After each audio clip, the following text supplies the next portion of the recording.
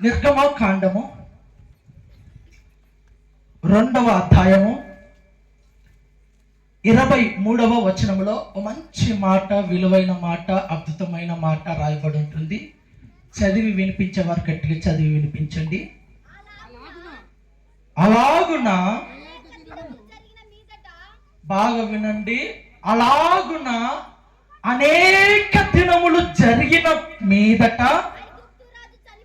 ఐగుప్తు రాజు అనే ఒక వ్యక్తి చనిపోయాను. ఇశ్రాయేలులు, బాగా వినండి, తాము చేయుచున్న వెట్టి పనులు ఒకవైపు, నిట్టూర్పులు మరోవైపు మొరపెట్టుచుండగా తమ వెట్టి పనులను బట్టి వారు పెట్టిన మొర దేవుని యొద్దకు చేరెను. హల్లెలూయా. విశ్వసించిన వారు, మరలా చెప్తున్నాను, జాగ్రత్తగా వినండి. విశ్వసించిన వారు మీ మొర, మీ ప్రార్థన, మీ ఉపవాసము, నా మొర, నా ప్రార్థన, నా ఉపవాసము దేవుని యొద్దకు చేరి ఉన్నది అని నమ్మిన వారు మాత్రమే హల్లెలూయా, దేవునికి మహిమ కలుగునుగాక, దేవునికి స్తోత్రం కలుగునుగాక. మీరు చేస్తున్న వెట్టి పనులు వాస్తవంగా మాట్లాడుకోవాలనుకుంటే చాలా మంది కూడా ఇక్కడ ఎంతో రకాలుగా పనులు చేస్తూ ఉన్నారు. ఎన్నో రకాలైనటువంటి పనులు చేస్తున్నారు, ఉద్యోగాలు చేస్తూ ఉన్నారు, బిజినెస్ పరంగా వ్యాపారాలు చేస్తూ ఉన్నారు. అయినప్పటికీ ఆ వెట్టి పనుల ద్వారా సంపాదించిన కష్టార్జితము చినిగిన సంచిలో వేస్తే ఎలాగూ కింద పడిపోతుందో, మన బ్రతుకులో ఐశ్వర్యం అనేది ఒక్క పూట నిలబడలేకపోతుంది.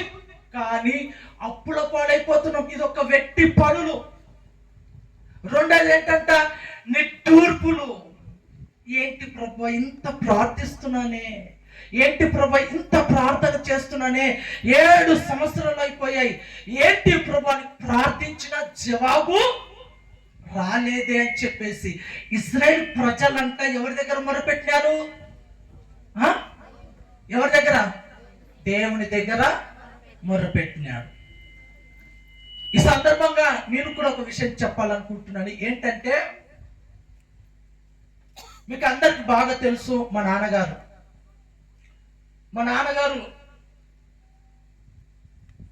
ఆయన ఉన్న దినాలలోనే తను ఎంతో ప్రయాసపడి, ఎంతో కష్టపడి, ఎంతో శ్రమపడి ఈ స్థితికి తీసుకొచ్చాడు. ఈ స్థితికి రాక మునుపు, అనగా 2015వ సంవత్సరానికి మునుపు నా జీవితము అల్లరి చిల్లరి లేదా లోకంలో కలిసి తిరిగేవాని. బాగా వినండి, బాగా కలిసి తిరుగుతూ ఒక నటన, ఒక వేషధారణ,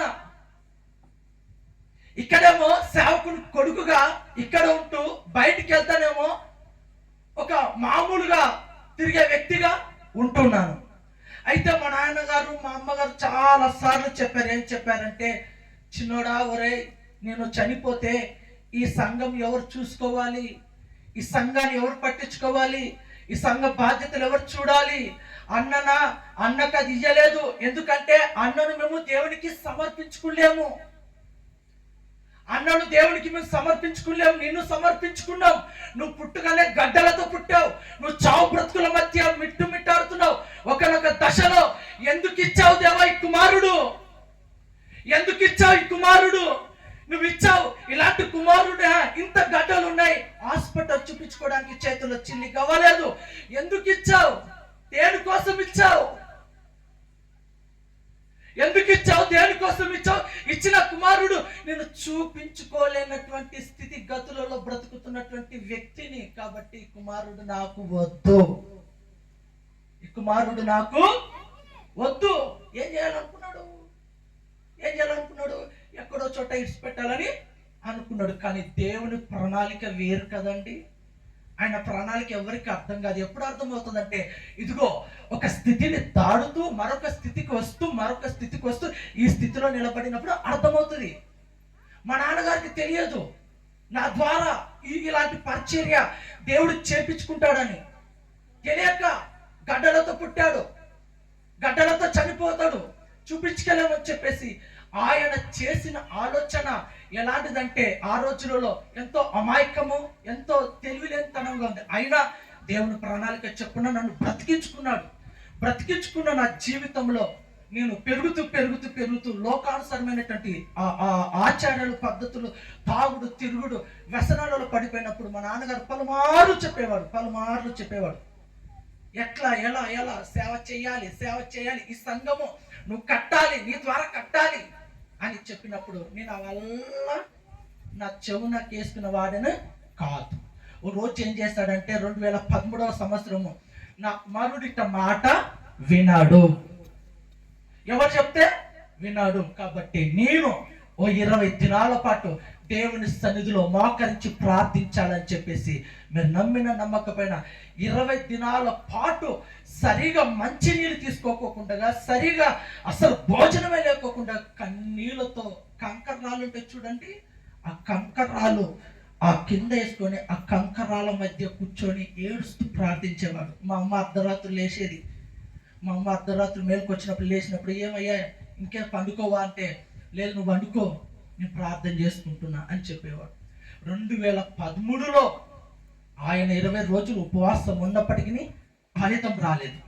ఫలితము ఒకటి గుర్తు పెట్టుకోండి, నువ్వైనా నేనైనా ప్రార్థించిన వెంటనే భక్తులకు, విశ్వాసులకు తొందరగా జవాబు రాదు. ఎవరికి వస్తుందయ్యా తొందరగా జవాబు?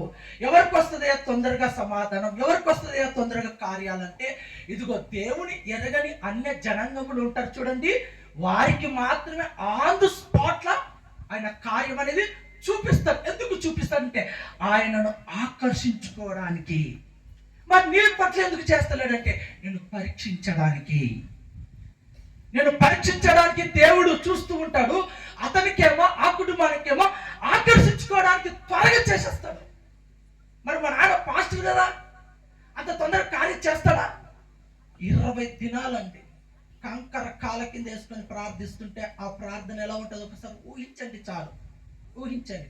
ఆ ప్రార్థనకు 2015లో పట్టుబడిన నేను దేవుని సన్నిధిలో ఇలా నెమ్మదిగా ఎదుగుతూ వస్తూ ఉన్నాను. చివరిగా మా నాన్న 2022వ సంవత్సరము జూన్ అనగా కరెక్ట్ ఇదే నెలలోనే 30వ తారీఖు మా నాన్నగారు చనిపోయారు. అంతవరకు బాగుంది, అంతవరకు పరిచయం చేస్తున్నాను. నేను బయటికి వెళ్తే నాన్న మందిరంలో చూసుకునేవాడు, నేను మందిరంలో ఉంటే నాన్న బయటికి వెళ్ళి చూసుకునేవాడు. అంతవరకు బాగానే ఉంది, చాలా బాగానే ఉంది. కానీ ఎప్పుడైతే నాయన చనిపోయిన వార్త వినబడిందో గుండె బద్దలైపోయిందండి. ఆ రోజు నాతో పాటు ఉన్న సేవకులు తెలుసు, మీకు తెలుసు, ఎలా ఏడుస్తున్నానంటే, ఎలా రోధిస్తున్నానంటే, ఏంటి నేను ఇప్పుడే కదా సేవలకు అడుగు పెట్టింది, అప్పుడే మా నాన్న తీసుకెళ్తావా? నేను ఎక్కడ తిరగాలి? ఎవరు తెలుసు నాకు? వాక్యాలు ఏమి చెప్పాలి, ఏ వాక్యం చెప్పాలి? మా నాన్న ఉంటే నేర్పించేవాడు. ఎంత ఏడుస్తున్నానంటే మా నాన్న పాదాలు పట్టుకొని ఈ ఏడుస్తున్నానండి. సేవకులు చెప్తున్నారు, మా ఇంటి వాళ్ళు చెప్తారు, అయినా ఎందుకంటే కన్న పేరు కదండి, నా కొరకు 20 దినాలు ఉపవాసం ఉండి ప్రార్థన చేసి అన్ని విషయాల్లో నాకు ఎంత సహకారం ఉందో ఒక్కసారిగా కుప్పకూలిపోయా. అయితే నాయన చనిపోయినాక సమాధి చేసి వచ్చాం, ఇంటికి వచ్చిన తర్వాత ఆలోచనలో పడ్డా, ఇంకా నేను సేవ చెయ్యలేను. ఎందుకు చెయ్యలేనంటే నాకు అనుభవం కలిగినటువంటి వ్యక్తులు కావాలి కదా. ఇలా వెళ్ళాలి, ఇలా చెయ్యాలి, వీళ్ళ దగ్గరకు వస్తారు అని చెప్పేవాళ్ళు కనుమరుగైపోయారు. నేను అనుకున్నాను ఇంకా నేను సేవ చెయ్యలేను, ఇంకా సేవ వద్దు, ఏది వద్దు అనుకున్నాను. కానీ దేవుడు అన్నయస్తుడా నువ్వు సేవ చెయ్యొద్దు అనడానికి నువ్వెవరివి? నేను ఏర్పరచుకున్నా. నీ తల్లి గర్భంలో బయటకు వచ్చినప్పుడు సాతాను ఏం చేసిందో తెలుసా? నీకు గడ్డలు పెట్టేసింది. నువ్వు ఎదుగుతున్నప్పుడు నువ్వు పెద్ద సేవకుడు అవుతావు, అనేకులకు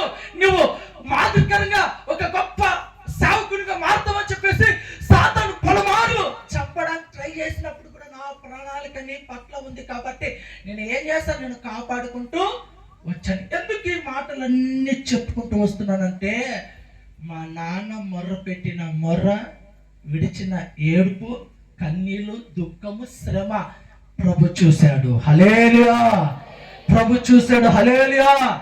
ఈ రాత్రి నువ్వు కూడా కన్నీళ్లు విడిచి, ఇశ్రాయేల్ ప్రజలు ఏ విధంగా అయితే వెట్టి చాకిరి చేసిన రూపాయి మిగలలేదో, అప్పుల పాలైపోయారో, ఎంత ఏడ్చినా ఈ శ్రమల కడుపులో నుండి బయటికి రాలేకపోతున్నావో, నీవు కనుక ఇశ్రాయేల్ ప్రజల వలె ప్రార్థించినప్పుడు దేవుని హస్తం నీ మీదకి దిగి వచ్చును గాక.